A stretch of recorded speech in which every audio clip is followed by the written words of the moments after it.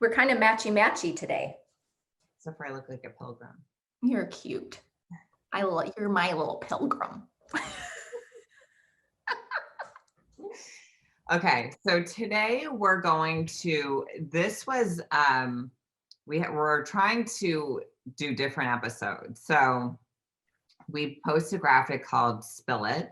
Mhm. And what we really want is for you guys to ask us like kind of funny, fun questions because that's just our personalities and we want to share all of that with you. But everyone's asking about histamine because that's what most people who follow me Mhm. time are struggling with. So we're going to do a histamine part 2 because we covered histamine in our last episode, and now we're going to answer some actual questions that you guys posted on histamine intolerance, and I'm fine with that. So, but we just want to let you guys know that this podcast is not just about histamine intolerance; it's about all types of issues. So we want to know more what you want to hear about other than histamine too.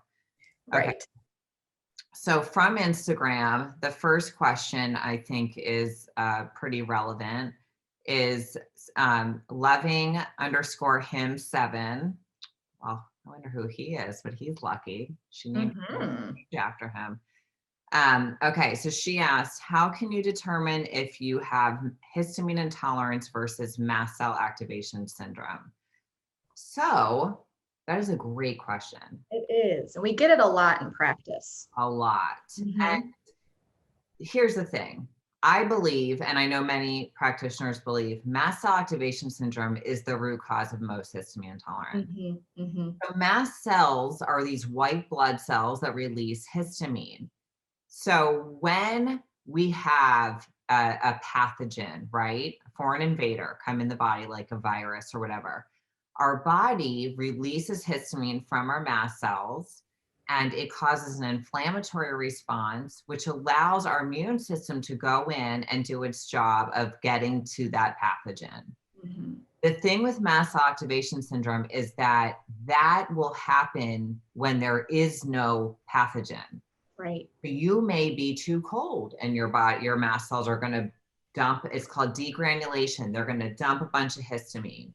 You may be too hot and that's going to happen. You may be stressed, which is a huge thing, and that's going to happen. Big driver. So yeah, so it's more of a abnormal release of histamine, if you will, rather than just your body's immune system responding to a pathogen. So mast cell activation syndrome is when you're dumping histamine for various reasons. There's about 50 triggers, if not more, to mast cell activation syndrome.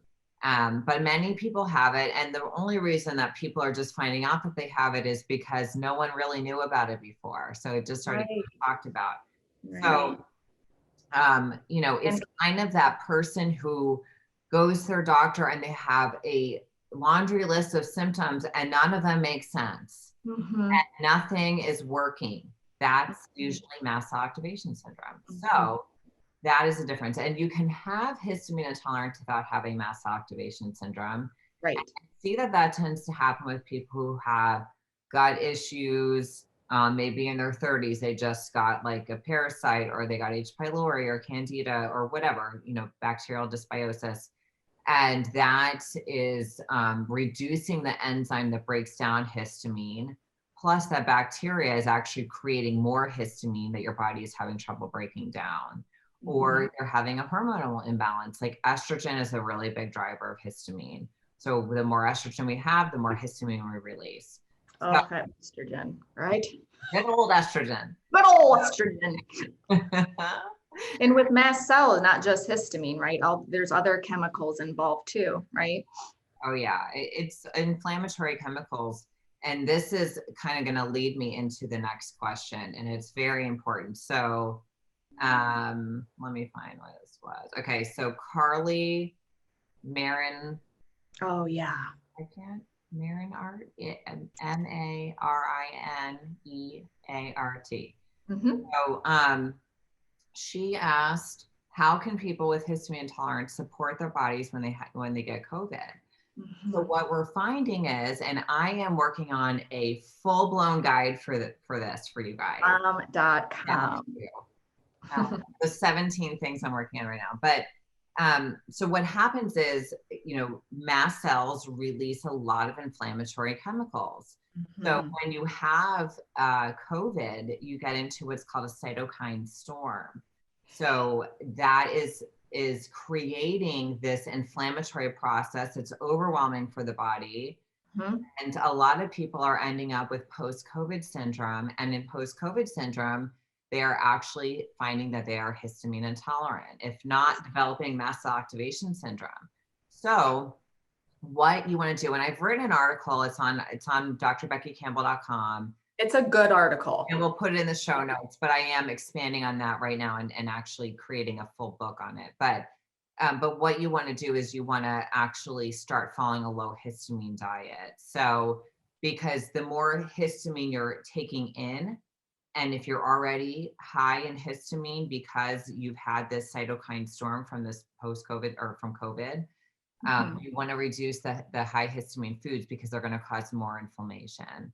So, that's going to be fermented foods. It's going to be aged foods. It's going to be dried fruits. It's going to All be the best food, yeah, everything we like. Strawberry, charcuterie boards. avocados, charcuterie boards, which, um, but we want to, I'm going to teach you guys when this is out on how to get this not to be an issue for your whole life.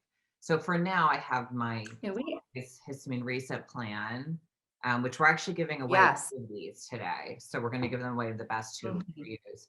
But you just follow the plan in the book. You support the liver, you take out the highest histamine foods. There's certain nutrients that you need. You can take supplements like quercetin, which most people tolerate really well, but it's a very good antihistamine supplement.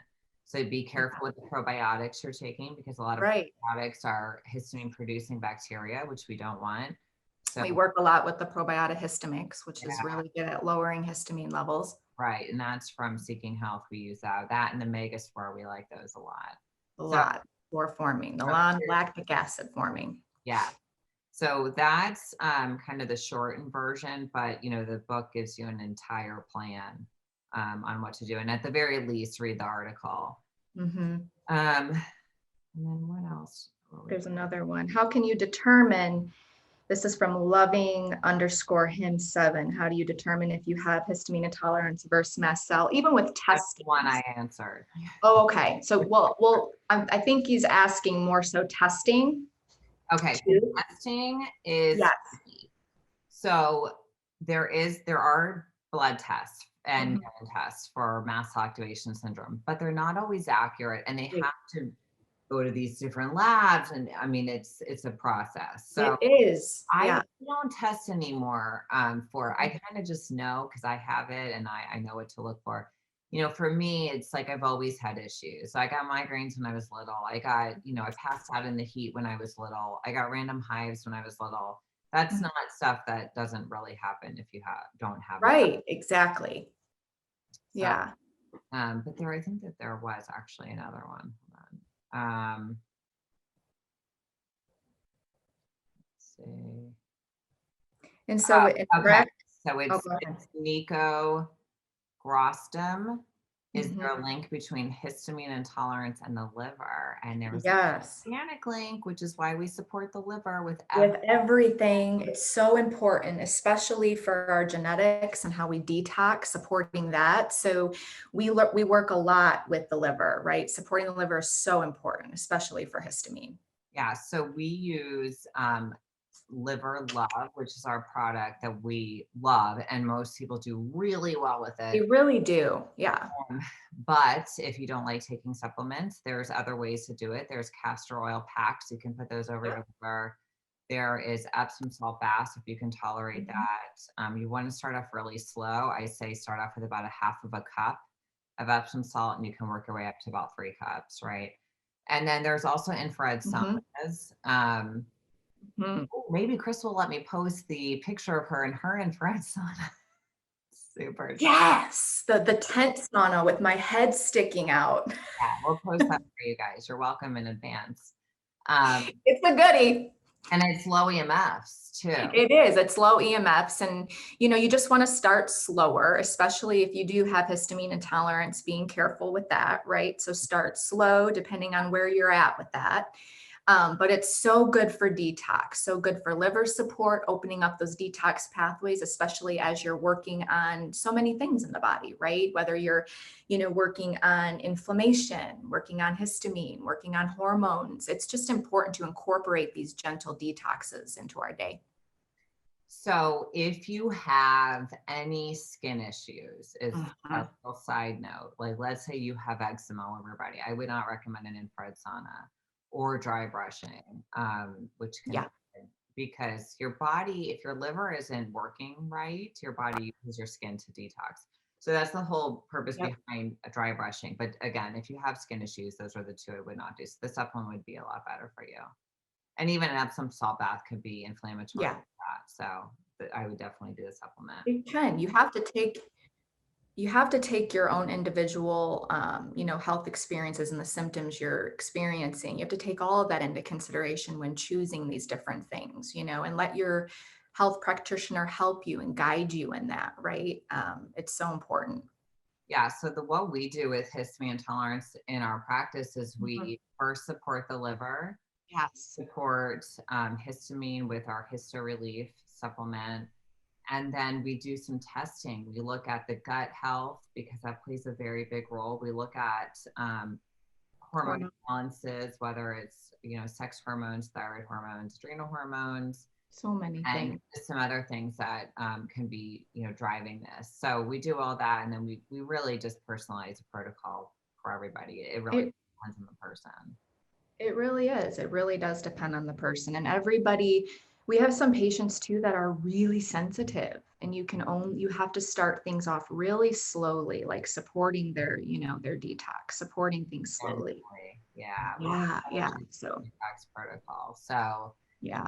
that is kind of the second part to histamine intolerance. We'll talk more about it in the future because it is Yeah, something, it comes obviously up. it's one of my passions since I've struggled with it. But Yeah. I don't much really anymore. So that's why I work so hard to help people with it. But we really do want to hear from you guys and other topics too, what you want to hear about. So thank Especially the spill it. Give us you. all the tea. Anything like, would you, it's telling person like, would you have a threesome with Justin Timberlake and his girlfriend? Like, that's the kind of questions I want for Spill It. So, Oh my God, I love you, Becky. um, don't listen to this one. I didn't say Yes, we want this to be fun. Of course, it's a health podcast. We're going to be, interviewing so many experts on different things, talking about all different types of health topics, but we also want it to be fun too. We're all people, we all have human experiences, and we want to talk about everything, right? ask us So, anything. We really, yes, it's what makes it fun. We don't want to be just boring, right? so don't forget to subscribe to the podcast. We would really appreciate that. And don't forget to leave reviews. Every episode we give out prizes for reviews. We pick the Yes. two best reviews. This week it's going to be this book, The 4-Phase Histamine Reset Plan. I will sign it and mail it to you myself. And then don't forget to follow us on Instagram at healthbabespodcast.com or not .com, Health Babes Podcast. We're on Yes. Instagram. Yeah. And at Dr. Becky Campbell and at Dr. Crystal Hone. And then don't forget to watch us on our YouTube channel. And right now we're doing it on mine, which is Dr. Becky Campbell. Mhm. Eventually we'll also have a Health Babes podcast. Yeah. on YouTube. We're working on that. It's been a labor of love getting a podcast together, has it not? It's a lot. It's a lot, but it's fun. Thanks for growing and learning with us. So we're excited for the future, but holy bananas, this has been it really has. Can I just say something about Crystal? Crystal is literally like, she is the girl next door. And I'm not kidding. Like, a lot of people fake that in this industry. Crystal is for real.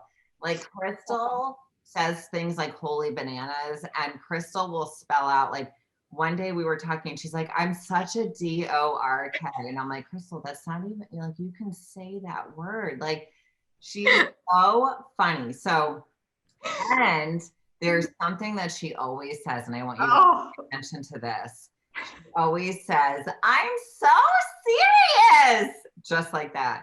So every time she says that, you need to do something, whether like, it's take a shot. a drinking game, but I don't Right.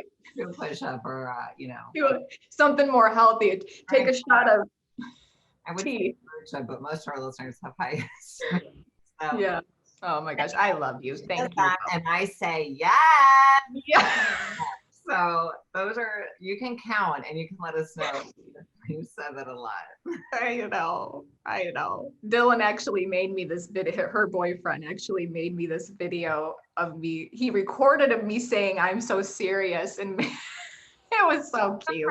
Prince of Bel Air. So Yes. He's like, you guys need to use this as your closing. Yeah. I can't for copyright purposes, but it's really funny. Right. Exactly. It was funny. He's a sweetie. He is. He's funny. Mhm. So, well, thank you guys for listening. Yes. Thank you so much. Have a good weekend. It's Friday here today, so. Friday here for us, but maybe Yeah, right. it'll be Monday for you. Exactly. And I love you, and I'll see you next episode, Beck. Okay, bye. Bye.